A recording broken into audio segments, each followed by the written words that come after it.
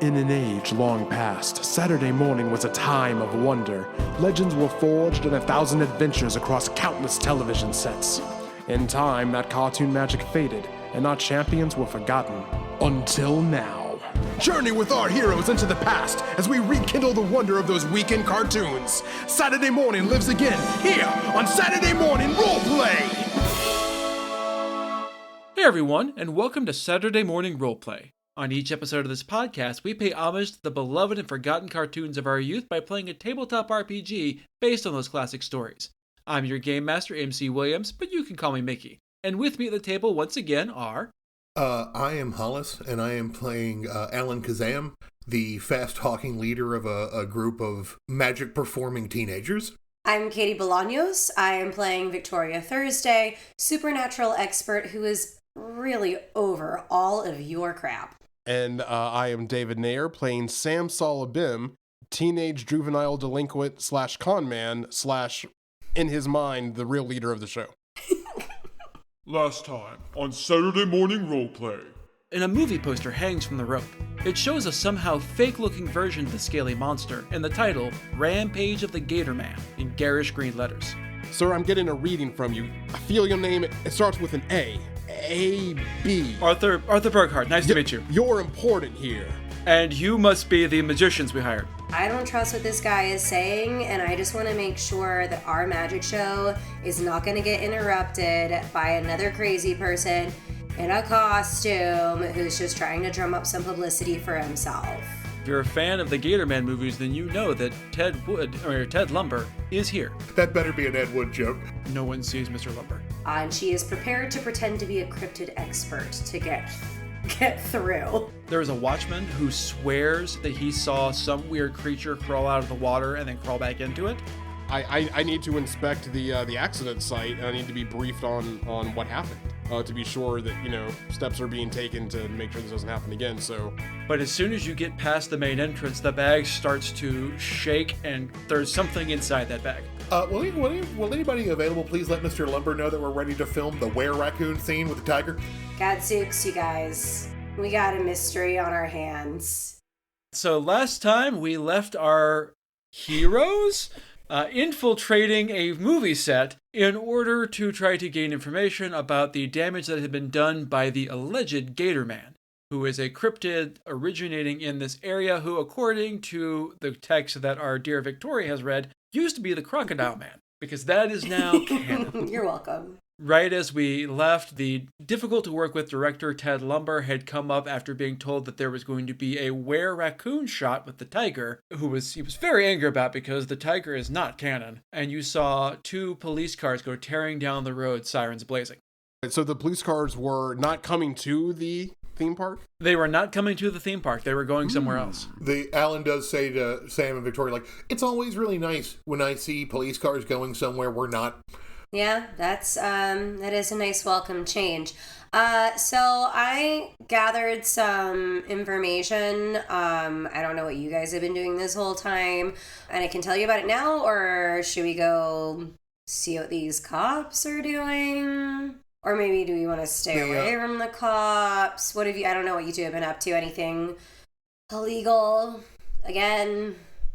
I think it's safest, as usual, if none of you know, so you have plausible deniability what I have been up to in the times you do not see me. Let's head towards the cops, and while we're walking, we can collaborate. Mm-hmm. So I'm going to go ahead now and give you the town map that you will obtain somehow, not important, just so you know what is in the town. Probably on a sign somewhere. Yeah, it's probably on a sign somewhere. That makes sense. Let's go with that. Does that mean we're driving into town in the Edsel? You totally can. It's up to you if you want to walk or you want to drive. That is entirely a you decision. I'd say drive, yeah. Why leave a... Yeah, it's probably more subtle when we have a tiger for us to drive. And again, Cato goes, "Tiger, where?" and starts spinning around looking for the tiger. So yeah, you drive into town, and as you see the town laid out before you, you are coming from the east side of town. It's a very small town. This is a very small, quaint New England town, and so it's not hard to see the flashing police sirens, pulled up ironically in front of the fire station. That's cool. Okay. Alan will pull the beat up. They are, if no one's familiar, look up a Ford Edsel, because that's what they're driving. Just a dented, faded black paint on its last leg Ford Edsel, and it putters up to the fire station. Maybe we should go around and not right next to the fire station where the policemen are going to wonder why we're there. Some subtlety, please, Alan. Subtlety. But he does comply and like pulls around.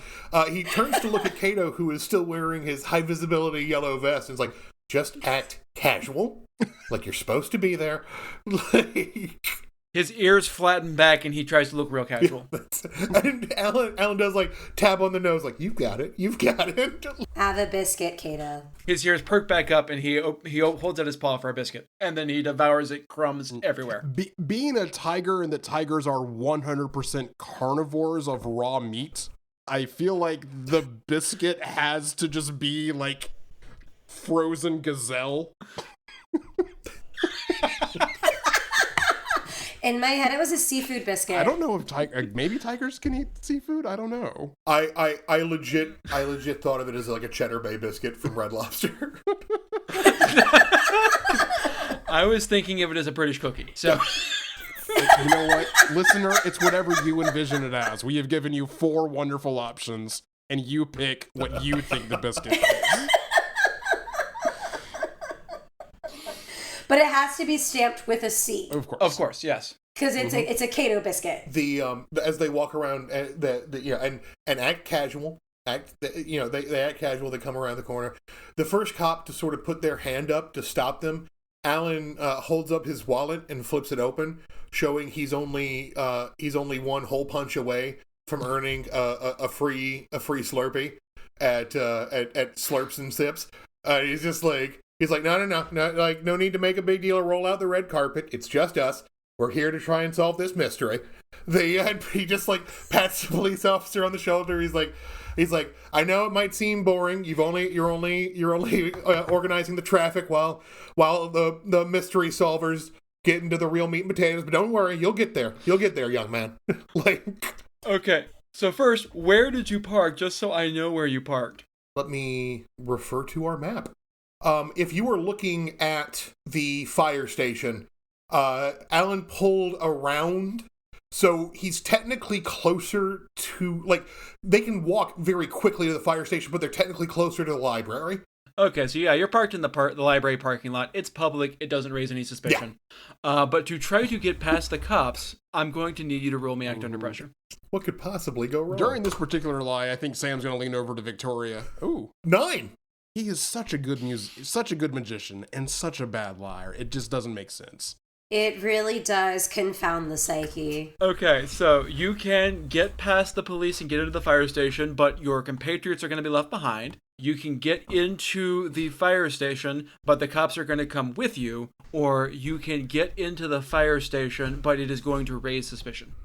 Now, on the third one, does that mean that all of us get in? All of you will get in on the last two. All of you will get in, but either the cops are going to come with you or they're going to be real suspicious about what's going on. Let's go with real suspicious. Like, it's not like we were going to win the hearts and minds of the police. Just like, pardon us, officers. We're here to do your job. Pardon us. All right. Yeah, you managed to get past, and you hear occasionally the word feds whispered about. Alan with Victoria and Sam backing him up will walk up to the person who's most clearly in charge, like who people are referring to and like who's taking the most notes. And he's like, Kowalski, what do we got? He does not know if this person's name is Kowalski or not. He does not know what their name is. No, it definitely isn't. The person who is currently in charge is Captain Ed Love. And he turns to you and goes, I'm sorry, who are you? Who's Kowalski? What's going on here? Sorry, Kowalski's away. We're his fill-ins right now. We're interns from the feds. And he takes out like a pad of paper and he does like a sort of nothing in my hand, like, nothing up my sleeves maneuver, and pulls out a pen and begins writing down. It's like, so yeah, we're taking notes for Kowalski. We're interns at the Fed. And he doesn't even say like the Federal Bureau of, just the Fed. Okay, you can feel free to go ahead and roll investigate a mystery if you want. I will. And all three of you if you have things you want to investigate, you got past. Victoria doesn't want anything to do with whatever's happening here. This is going badly. She's gonna sidle, even if he rolls well, she's just gonna kind of sidle away and see if she can like listen in on any of the conversations. Like she'll see, I assume, some other folks like investigating whatever's happening, and she's gonna try to like listen in on their conversation while 9. Okay. Alan does his thing. Yeah, so Alan has definitely provided a distraction. You have no problem just kind of sidling in. No one pays any attention to you. To either one of you. You both get in. They don't even notice the tiger in the hive is best. That seems totally normal to them. So yeah, with your 9, you get 1 question from the list. Oh, the list again. I've got it. I remember this time. What happened here? So what happened here is that the police chief has come over to investigate the attack to Joey Orbison, the local firefighter, who was in the firehouse, and something large and scaly came out of the brush and sideswiped him. He had been setting up for a shot that Ted Lumber was going to make here at the fire station later tonight, and in the middle of getting the final set prepped, this monster came out of nowhere, slapped him with its tail, and did some damage to the set before disappearing again. Sorry, so Joy is the firefighter, but they were setting up the stunt? Joey was helping to supervise. The director had orchestrated with the firehouse to do a shot here at the fire station. Joey was the firehouse's rep as they were doing that. Okay. So Alan will nod, and he'll just be like, Kowalski's going to be really happy to hear about this after he gets done with getting his tonsils taken out. And it just pats the police chief on the shoulder and goes, which is like Alan's go-to move, apparently. I don't know why. But he goes to investigate where the gator sideswiped and to see if there's any, like, residue. Because, like, if it's a costume, maybe there's paint or, like, a piece of foam chipped off. Like, that's his thought process. Gotcha. We'll get to that. So, Victoria, what were you doing? I was just trying to like sidle up to one of the other people investigating the scene to try and listen in. So I guess, what is it, investigate a mystery? That'll be investigate a mystery. Well, I didn't do much better. 7. 7. All right, so you get 1 question.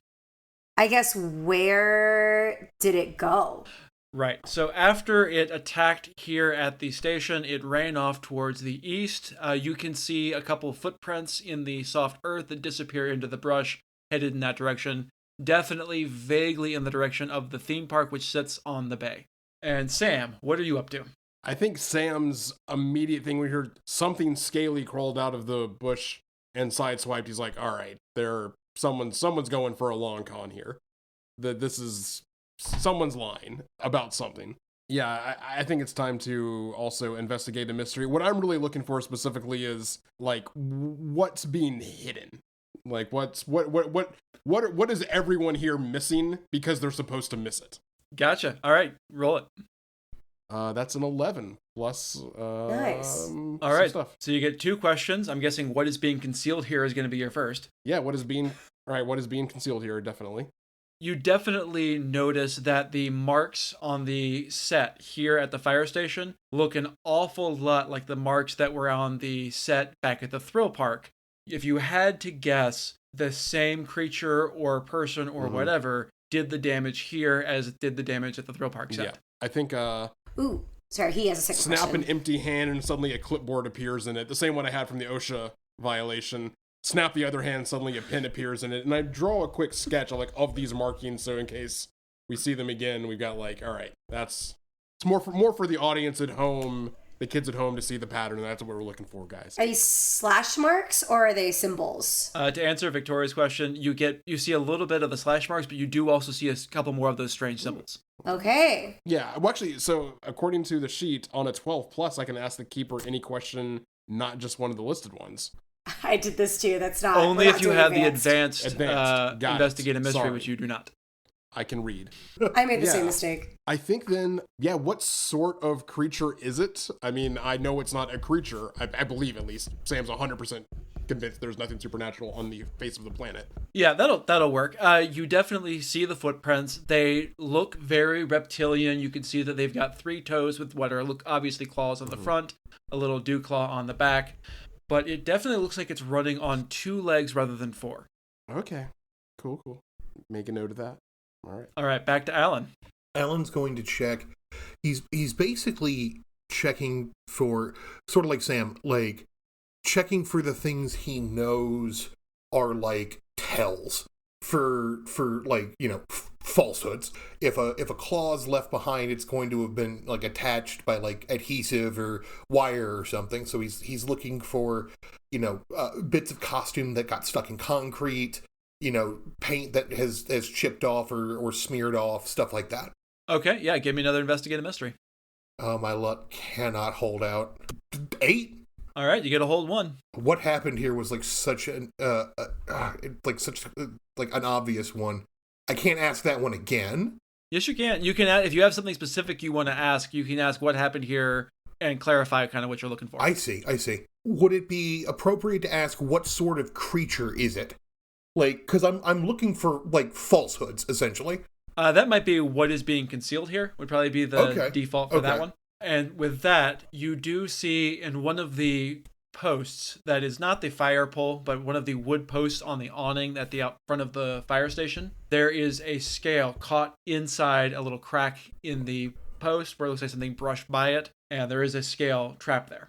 Alan will take out his trusty, you know, Swiss Army pocket knife. Although that might be trademark, so he takes out his Swedish Navy pocket knife and pries the scale out. Alan is an enormous loudmouth, motor mouth, all the mouths, but like he knows when things are serious that you have to get a serious person involved, so he takes the scale directly over to Victoria. Which is the correct move, Victoria. Great, yeah, I was going to start, this is the second time we've seen this symbol, so I was going to have Victoria start thinking of, like, if she's seen these specific symbols. Sure, give me investigate a mystery. So, I was wondering if that would be preparedness, but I guess, yeah, investigate a mystery also makes sense. If you wanted to see if you had a book specifically about, say, the Gator Man, that you could roll preparedness to see that if you wanted to.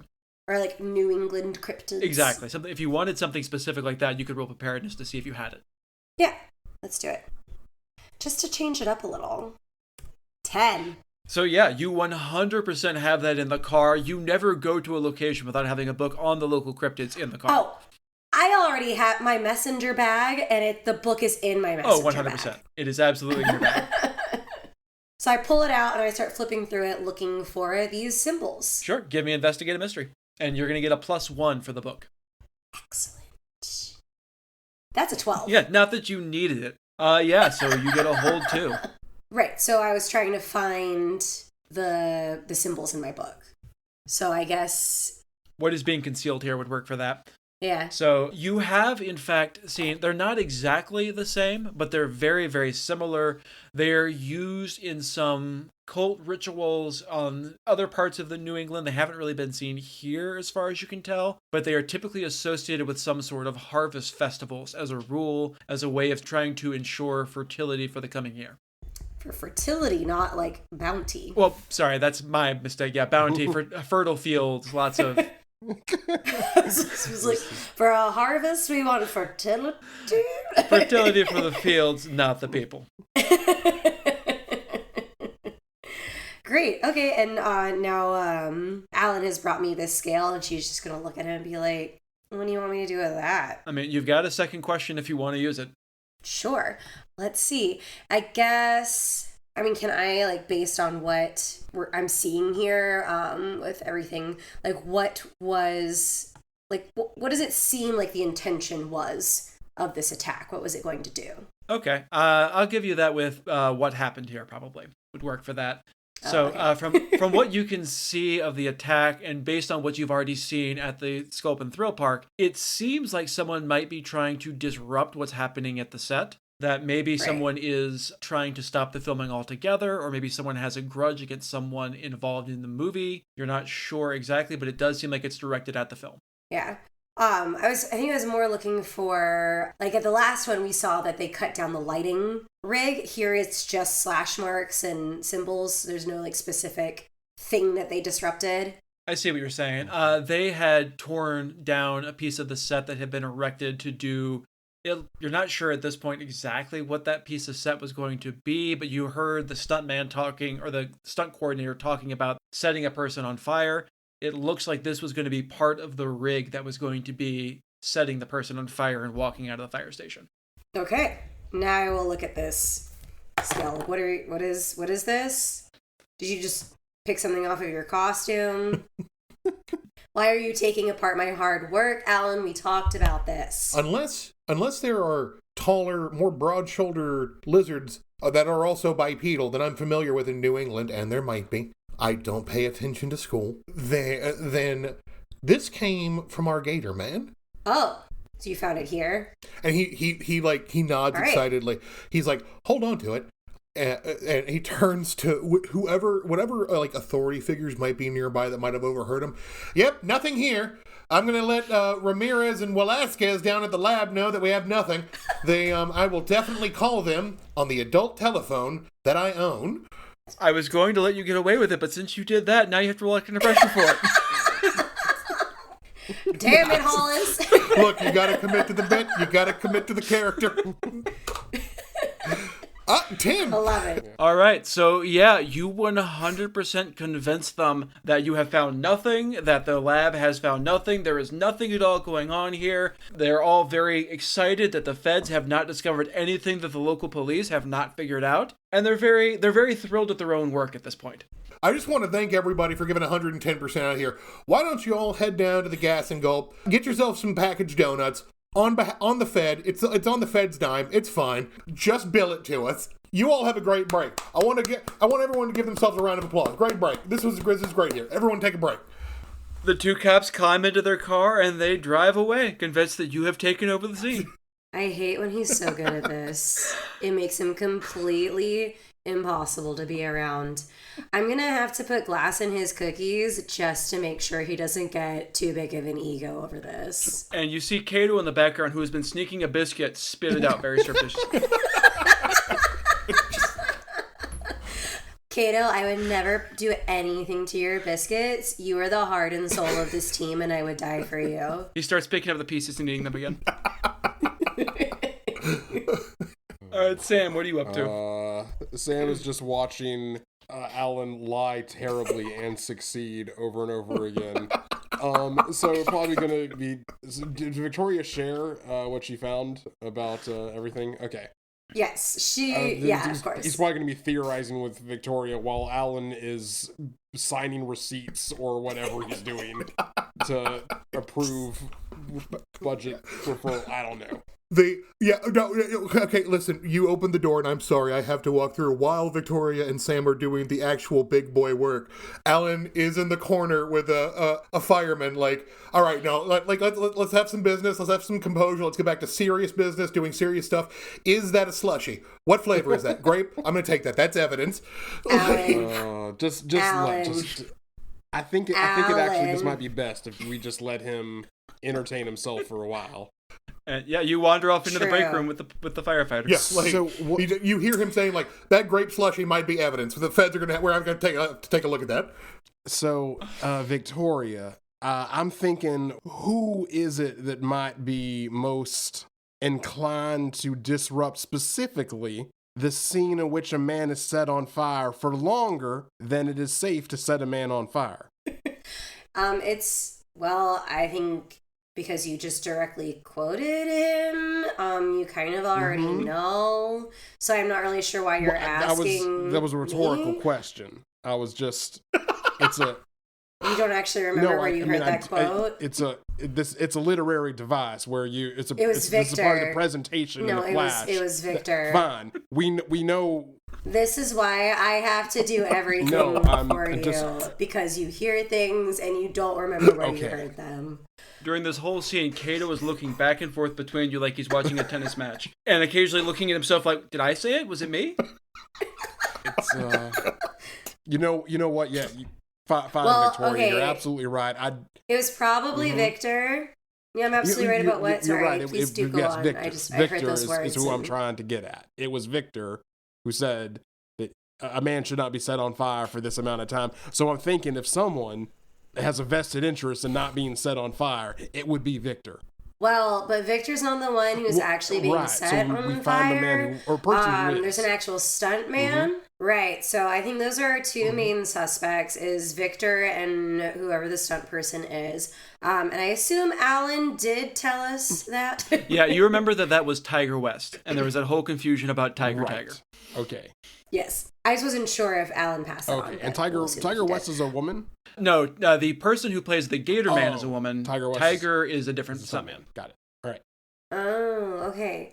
That's interesting. It could also, I don't know if the gator costume would fit either of those people, so we probably need to find the woman who actually wears it and see if they're, because otherwise, I don't know if they'll fit. He could be really tall and she could be really short. I think it's time the OSHA inspector inspects this suit for any safety concerns that might be caused by wearing it for too long. Oh, and she'll pull out the scale that Alan gave her and then see if this looks like it's missing from somewhere in the costume. Perfect. So are you going back all the way back to the set? I think so. We can just pull Alan away from his slushy mystery. Yeah, Alan, are you coming with him or are you staying? It's your turn to go get Alan. I mean, Alan's got the keys of the car, so there's that. I'm not going in there with him. You have to deal with him this time. Alan comes out and he's got an armful of basically the snacks that like kept the firefighters like fed on like third shift. So he's got like Fig Newtons, he's got Pop-Tarts. He's like evidence. This is all going down to the lab. Like he turns to see him and he's like, so I figured you guys know who we need to check out next, right? Smash cut to pulling up into the Thrill Park parking lot with just a pile of empty wrappers. And Cato has a tummy ache. Yes, Cato's lying in the back rubbing his stomach. Oh, I ate too much. Cato, I tried to tell you that sugar is not good for tigers. But it's so good. Listen to me. No one ever listens to me, but it's fine. It's fine. All right, well, I'm gonna duck behind the car for a second. Sound effect of magic plays. Stands back up. Is the OSHA inspector. Now, let's go get safe, y'all. While you're doing that, I think I'm really good friends with Victor now, so I guess I'll go talk to him. All right. As the OSHA inspector walks toward the main gate, you see all of the employees straighten up a little bit, tighten up a little bit. Their butt cheeks get a little bit tighter. They're definitely like, oh no, OSHA. And you managed to walk in no problem. They've seen you before, and they are already terrified of you. And your two assistants, ? Follow right in your wake, and no one questions it. Tiger in high visibility vest. Alan's got a clipboard and is just writing random stuff on it. Like, this all checks out. This all just waving his pen around like this all looks up to spec. Oh, Cato has on a hat and is holding a flashlight now. I'm just going to point to someone, whoever is wearing a headset. I don't know. Like you. I'm going to need to see the gator costume. All right, give me manipulate someone. Yeah, of course. That's a 9. Okay, so on 7 to 9, you do find someone who has a radio, but you're going to have to do something with them right now in order to prove to them that they are in good with you. So since you are the OSHA inspector, they are going to need you to go over with them to the roller coaster, which has been having some creaks that they're worried about. Yeah. And they need you to convince the person operating the roller coaster that it needs to be shut down and fixed. Sure. Absolutely. I will shut down this whole park if that's what it takes. And he starts backpedaling a little bit, but he's determined that the roller coaster needs to be inspected. And the inspector is here. Let's go inspect the roller coaster. Well, all right then. But meanwhile, the other two of you are free to act. Yeah, I was going to say, can I go talk to my buddy Victor? You 100% can. He is, as you approach the set, you see that they have finished their repairs. It looks like they are between takes right now. And Victor is in the corner. He is handling the rig on a fairly beefy looking dude. Hi, Victor. Nice to see you again. Oh, hi again. I don't think I caught your name. Oh, it's Victoria Thursday. Right. Yeah, the magician expert. Yeah. What can I help you with? Cryptid expert. Thanks. It's really important to me that we get these details right. So, my good friend Victor, is that? I assume that's the stuntman Tiger West up there. He nods. Alan, he's not a tiger at all. That's a human. Cato again hears Tiger, goes, Tiger, where? Spins in a circle looking for a tiger.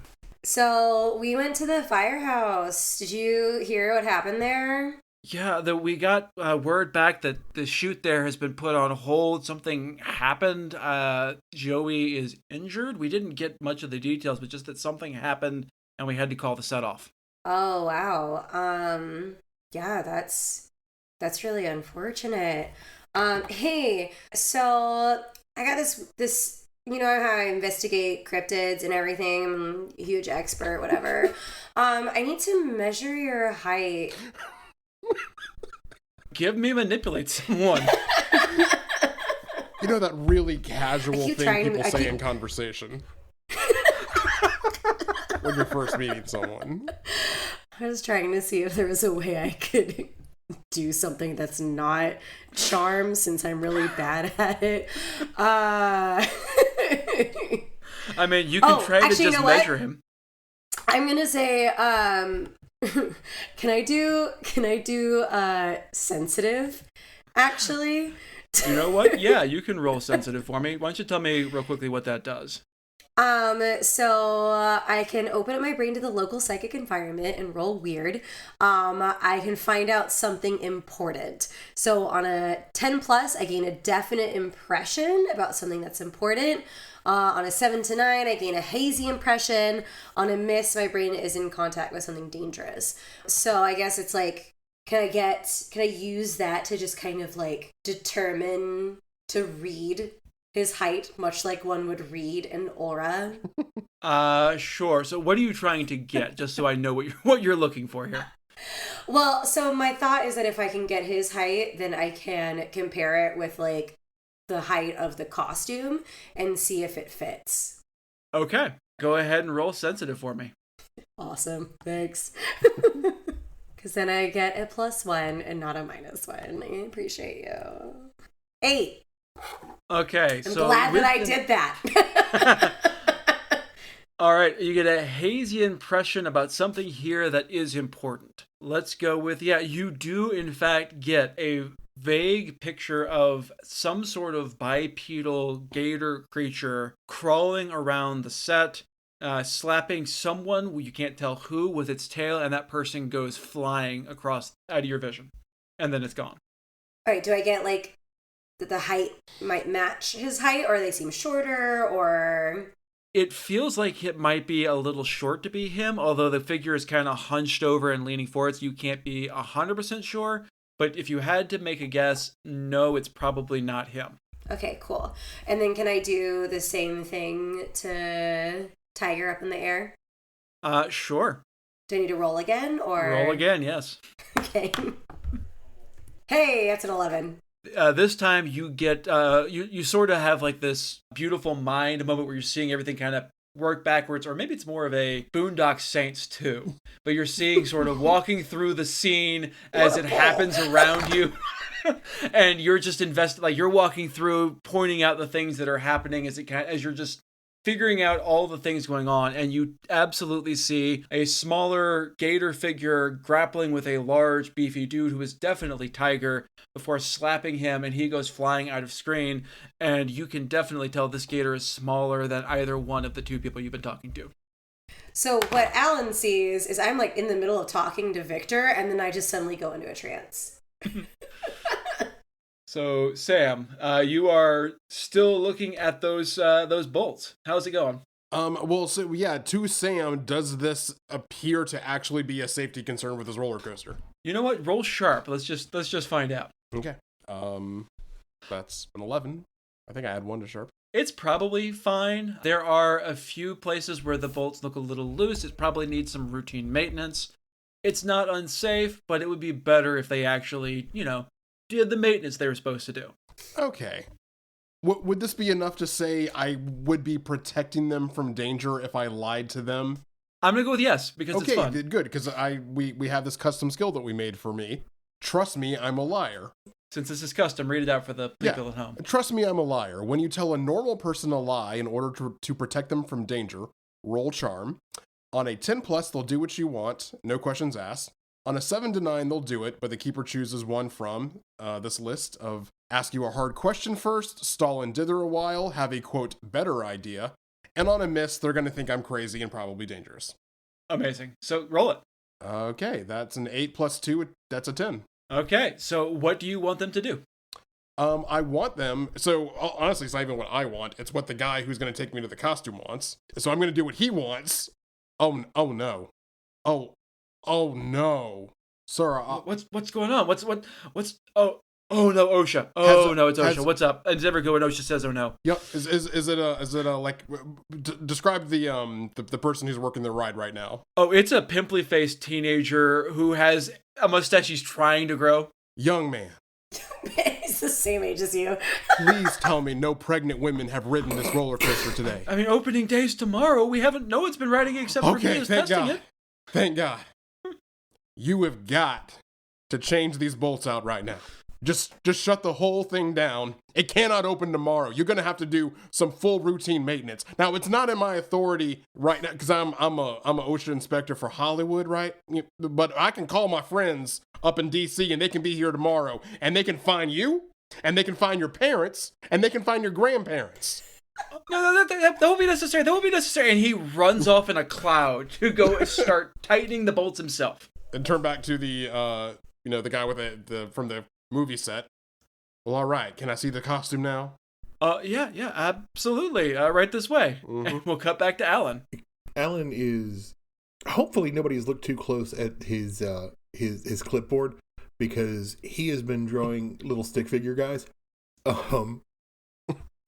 And basically, every time he's been looking at something, if it could potentially kill a stick figure guy, like a falling beam or like a collapsing door, he's been drawing a stick figure guy getting smashed by. He's like, these are terrible marks. These are this theme park is not going to get into college at this rate. Like these are just no good.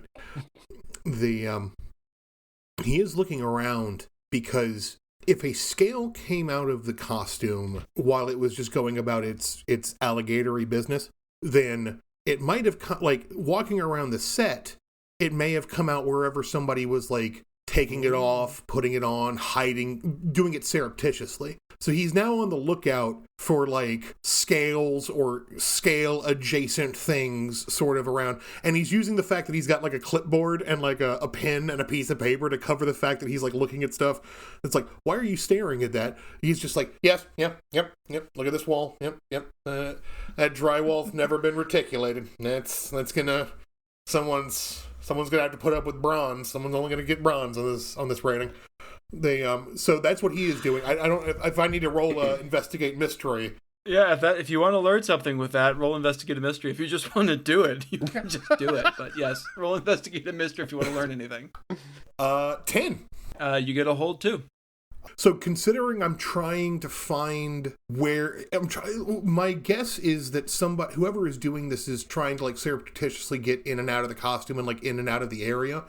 So I guess my first one is what is being concealed here. Okay, so if you're looking for any kind of scales or places where someone might have been surreptitious, you do find a place towards the back of the thrill park where some of the underbrush has been beaten down in a way that is very much off the trail where no one really has any good reason to be. And you see some marks on the ground that don't look like footprints. You're not 100% sure what they are, but they definitely look out of place. So I guess my second question is going to be then, what can I ask what's going on here to determine what has been done here other than just Bramble being sort of moved around? Sure. Yeah. With what happened here, take a closer look at those marks on the ground. And as you get closer, you realize you do kind of recognize that pattern. It looks like some sort of tripod was set here you're not sure what exactly, but there was definitely a tripod that has been set up here and has since been removed. Alan takes a second or two, looks around at it, marks like sort of on the piece of paper he's got, makes a very crude map of like where he found this, and like a very crude sort of design of like how the tripod was sitting, what kind of, not quite right footprints he found around. And if somebody and as he takes these, he goes walking back into the park, and somebody sort of spots him doing that, and he's like, those bushes aren't up to code. Nope. That's not under OSHA though. That's Busha. That's OSHA for bushes. No. No, I hate you. And he goes looking for Sam and Victoria. Okay. Yeah, that's what happens. And because you rolled well, they buy it. They buy its Busha. So Victoria, what, you snapped out of your trance having gotten this information. What do you want to do with it?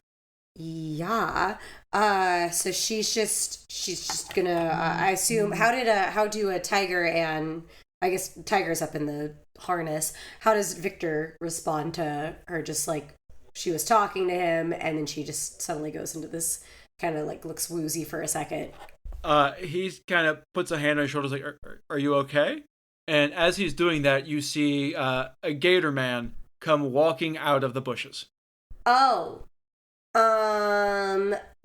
sir, get your hands off of me. I am a minor and a young woman, and if you touch me without my consent, you can be in very big trouble, and I like you, and I don't want that to happen to you, so kindly get your mitts off me. And Cato kind of comes up behind you, just kind of looming over you, picking his teeth with a claw. And yeah, Victor backpedals real quickly. I'm sorry. I thought maybe you had a stroke or something. I was making sure you were okay. I'm so sorry. Just because I wasn't smiling, you thought I was having a stroke? Okay, I'm gonna go over here now. Yeah, I thought we were friends, but you need to go think about what you're doing with your life. And he wanders off, very confused. Can I? Because Alan was going to look for them. If Alan walks up and sees the Gator Man, he's like, Victoria, watch out, Gator Man! 5-star frog splash! And he just throws his body crossways across Victor. Roll kick some ass. Actually, let me ask you, because I have the power of heart, which means when fighting a monster, if I help someone, I don't roll. I automatically help as though I rolled a 10. That's only if you're trying to do the help out move. You can do someone else is doing something. So if someone else is trying to do something, you can help out with a 10. Yes. All right, here goes. Kick some ass. I have no modifiers to this one, so let's... Same. 9. Okay, so on a 9, you are going to trade harm. So tell me exactly what it is you're doing. Alan literally runs and takes a flying leap. And he's literally doing a wrestling move. He is throwing all of his mass and weight into the Gator Man's midsection. So if the Gator Man is standing upright, Alan is trying to get basically throw his body horizontal into the Gator Man. Okay, yeah, you 100% do that. You do a flying tackle and catch the Gator Man around the midriff and knock both of you in an impossible flying scene across the screen and smash into a wall.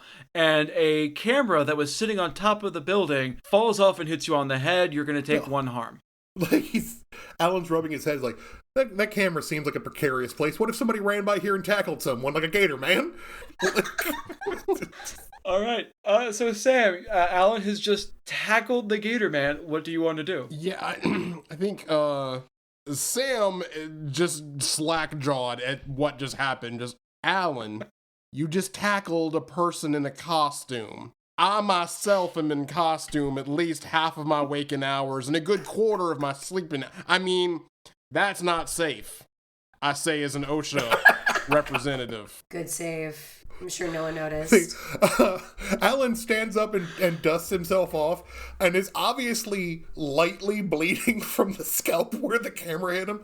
And he goes, you might be certified for OSHA, but I just tackled him into the bushes, which means this falls under the purview of Busha, the OSHA of bushes. And as you say that, you hear scuffling from the bushes, and the Gator Man comes back out with his head cocked slightly to the side, going, "What is this about? No one told me about a stunt change." Alan goes, "No, The Gator Man! Quick, call Busha! Sam just again points to the person in the costume who was clearly speaking to us. Come on. Please don't tackle her again. And she does take off the head to reveal a very normal human being in there who is has a very large lump on her head and is looking very upset. Alan, you should apologize to the nice young actress. And Victor comes hurrying across. Candy, I'm so sorry. They are not with the film set. They're OSHA. I can't stop them. You understand? I can't stop them. Like, I mean, I guess he's Busha, but there's nothing I can do about this. I'm so sorry. Go see first aid. We'll reset. We're gonna take a 10, folks. We're gonna have to reset. Alan, still bleeding from the head, puts both of his hands in Candy's, does like a wraparound handshake and goes, "I want you to know that you have the full apology of Busha." Yeah, like we at the federal Busha administration want to apologize deeply for our behavior today. This might be the concussion. I would like to point out that OSHA does not in any way take responsibility for the actions or existence of Busha. Gadzooks, you guys, you're going to set this investigation back. And that's where I think we're going to leave this episode with Victoria once again just being flabbergasted by the inept behavior of her colleagues who are in OSHA and Busha. I need to get a new gig.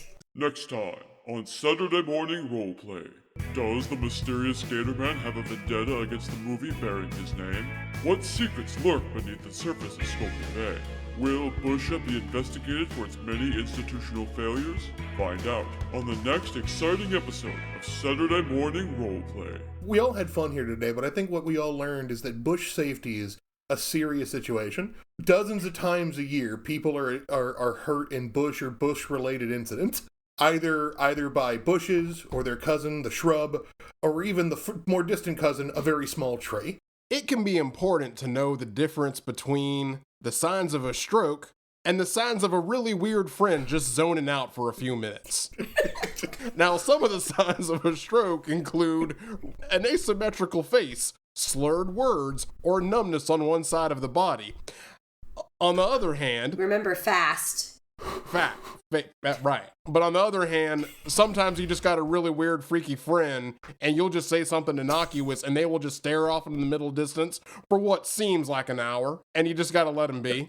And remember, kids, if ever you need to get out of trouble with someone in authority, if you're a woman, just say something about being a woman, whether it has to do with consent or periods, and the men will leave you alone. And that lesson is in no way condescending at all. It's just the honest truth. And remember, kids, sugar is not good for your tiger. Sad but true. Sad but true. Saturday Morning Roleplay is produced and edited by David Nair and MC Williams. Music is by David Nair. The SMRPG logo is by Michael Ray Williams. Email us at SaturdayMorningRoleplay@gmail.com with any questions, comments, or suggestions. Follow us on Facebook at Saturday Morning RPG, on Instagram at Saturday.morning.rpg, and on Blue Sky at Saturday Morning RPG.